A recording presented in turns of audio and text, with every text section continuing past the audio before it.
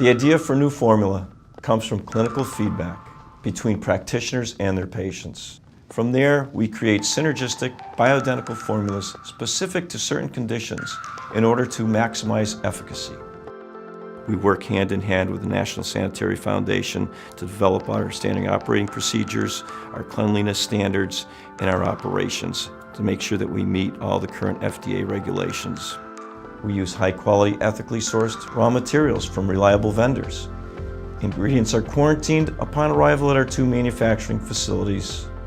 Raw materials receive a unique lot number that allows for full tracking of the products. All incoming raw materials are tested for identity, potency, heavy metals, and other contaminants where applicable. Ingredients for a specific formula are weighed and blended.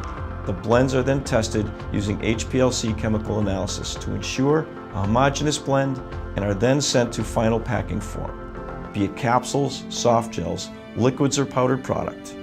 Once the product has completed its manufacturing cycle, there's a final QC check to assure conformance with label claim and a final microbial test.